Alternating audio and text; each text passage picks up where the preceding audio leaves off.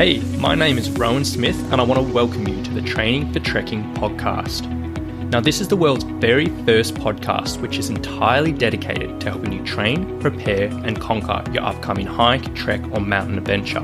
So once a week, I'm going to be giving you quality and practical information on the subjects of physical preparation for trekking, dealing with altitude and nutrition on the trail, so you can know everything you need to be doing to have the best chance of a safe, enjoyable and successful adventure.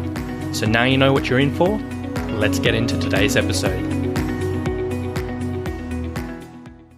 Hello guys. Today we're going to be talking about a subject which I'm very passionate about in the hiking world. And that is that hiking is not the best way to train for hiking. Now the reason why I want to talk about this is the phrase that hiking is the best way to train for hiking, it just gets thrown around everywhere you go in the hiking world. And if you've been around this space for a while, you've probably seen it hundreds and hundreds of times. The usual story goes, someone comes onto an internet forum of some type, whether it's a forum, whether it's a Facebook group, or whatever, looking for advice. And they say, hey, I'm preparing for this trek, or I'm preparing for this hike. What's some advice you can give me to how to train for it? And 9 times out of 10, the very first comments will be these hiking purists who'll say, look, the only thing you need to be doing to train is to get out and hike, or the best way to train for hiking is hiking, or the best way to train for elevation is just go up and walk up some hills. And while yes, this is true to an extent, there is a big portion of people, a big population of people who it's really not appropriate for. And yes, there's always going to be an element of hiking in your training. And I'm not saying that you can really get away with preparing for a trek without spending a bit of time on the trail. You can do it, but it's not an ideal situation. But that's not what we're talking about today. Today, we're just talking about a few specific situations in when this advice is just really bad. And I just want to be really clear on this, because I hear from so many people, maybe 7 weeks, 8 weeks, 6 weeks out from their treks, and they've followed this advice and they've just done lots of hiking, lots of walking, preparing for their adventures. And then just before they go, things begin to fall apart, or they realize they're not quite as prepared as they really want to be. And by then, at the end of their preparation, it really is a little bit too late to do any major changes. So I want to make a really big point of this today. So if someone is in the initial stages of their preparations, or they are considering a trek, or even if they're halfway through and they're doing all their training on their feet, on the trail, I want to be really clear and just point out there might be a better way in these particular situations. So today we're just going to be running through a whole bunch of different times when hiking really isn't the best way to train for hiking. So to start with, I want to start with if you have a history of injury, and this is really the most important thing I'm going to be saying today. So if you have any type of history of lower limb pain or injury, so whether it's in your feet, your shins, your knee, your lower back or whatever, and you're trying to do all your training on the trail, it's probably not a good idea. Now, hiking is really good to get you fit, and it's good to get your trail fitness, and to some extent it can get your body prepared to deal with the rigors of the trail. But in a really specific sense, it's just not great for injury prevention. It doesn't really do anything to sort of bulletproof your joints from injuries. And if you have had issues in the past and you are stepping up into a big significant trek or a big significant hike, and you are going to be putting a lot of miles under your feet, more than likely, I'm not saying definite, but more than likely, you're going to be quite a high risk of that coming back to haunt you. So if you've had plantar fasciitis in the past and you do start training for a trek, it might potentially come back. If you've had knee pain in the past and you do start training for a trek, it's probably going to come back in one shape or form. And obviously you don't want to be dealing with this. You don't want it to suck away the enjoyment out of your adventure. You don't want to be hassling in your training, taking away from the intensities you can put in. And the worst case scenario, you don't want it stopping you actually doing your trek. So you want to be trying to stop this. And so if this is you, please don't think you can do all your training on the trail. 100% you need to be doing some type of specific mobility, stability, or strength training to bulletproof your joints and yourself from these issues. If you don't know what you're doing here, please 100% either see a physiotherapist or some other exercise professional who can guide you on this, because this is the single most important point I can make. And we've talked about injuries quite a bit in the past on this podcast, but you just don't want it messing you around. And 100% training on the trail is not going to help prevent that type of thing. So that's point number 1. Now, point number 2 is hiking isn't the best way to train for hiking is if you're always getting puffed on hills. So if you've been like a lifelong hiker, or you're getting into training, you've been hiking for weeks and weeks, and you do feel like you're getting pretty good at spending time on the trail and you're getting a little bit fitter. But if time and time again, every time you tackle a big hill or a big bit of elevation or a big set of stairs, and you're just huffed and puffed and you're gross and you're feeling nasty, and you end up just like having to spend 5 or 10 minutes to catch your breath after, spending more time on the trail probably isn't really going to change that.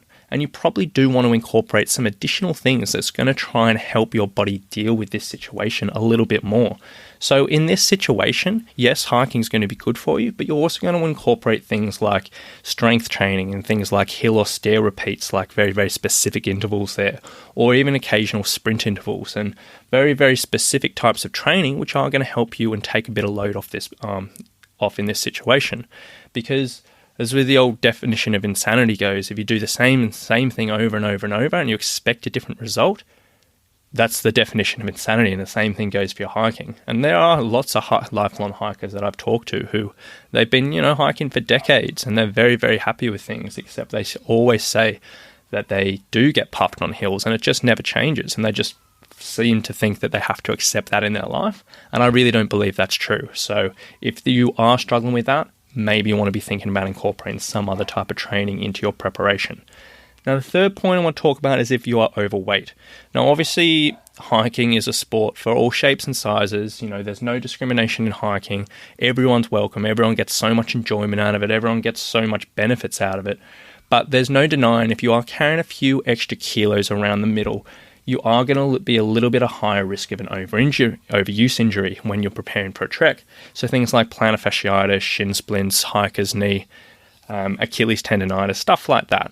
Purely for the fact that for every kilo, and we've mentioned this previously, but for every kilo you're holding on your body or in your pack, you get a whole bunch of extra force going through, a whole hugely disproportionate amount of extra force going through your lower limbs.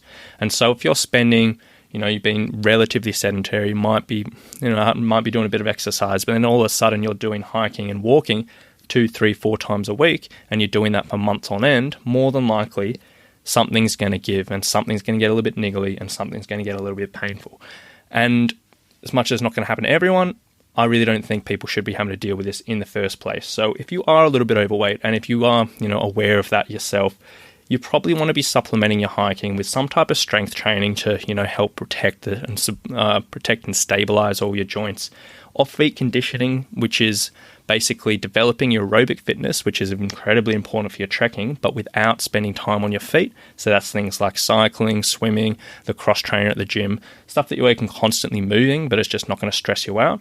And then also, putting a real big emphasis in regular recovery techniques. So things like foam rolling, stretching, just ensuring your body is recovering in between sessions.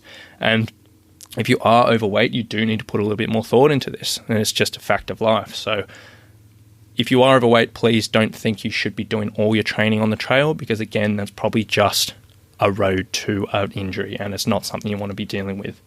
So the next one we're going to talk about is if you're time poor. Now, we did a big podcast on that the other day, so I'm not going to dive too deep into this. But basically, if you are short on time throughout the week, if you're living a busy life, if you've got a young family, if you've got a crazy job, just hiking is not going to be practical. Basically, you might be lucky to get out on the trail once a week, maybe once every 2 or 3 weeks, and trying to fit that, 2 or 3 times a week when out and hiking or out and walking, it's just not practical. So you want to be fitting in other types of workouts, which are a little bit more time efficient, a little bit more specific, a little bit more condensed, that can prepare you for the trail, but you're not having to fork out those hours and hours and hours of time. Now, as I said, I've done another podcast on this, so I'm not going to dive much deeper into that. But if you do want to learn a little bit more about that, you can check out the previous, 2 episodes ago, which was training for the time-strapped trekker. Next one we're up is if you're a slow hiker. So many people, everyone hikes at different paces. Some people like to take the saunter, some people like to march on and try and make speed records. Everyone's a little bit different. But if you are trekking in a group, there's always going to be someone there's always going to be someone at the back, more or less. And that's usually not an issue, but some people do get self-conscious about this. And some people don't really like being in this situation where they feel like they're holding up the group and they're keeping people waiting, even if they're not. But sometimes it does get in your head, and it's a very, very common thing.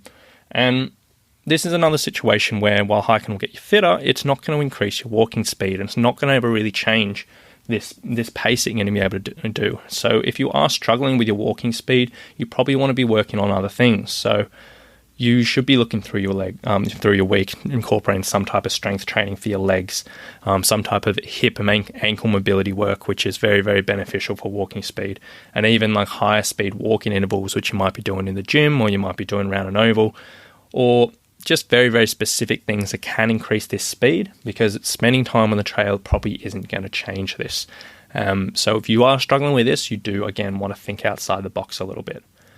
And then a couple more to go. Number 6 is if you're traveling. So if you are, traveling on for work or for holidays, so many people go with good intentions that they're going to go out and hike and they go out and walk and do all this stuff. But it's just, 9 times out of 10, it's not practical. You might think it's great, you might go in with the best intentions, but it just doesn't happen. During these periods when you're going overseas or you're traveling or whatever, you just want to keep your workouts short and simple.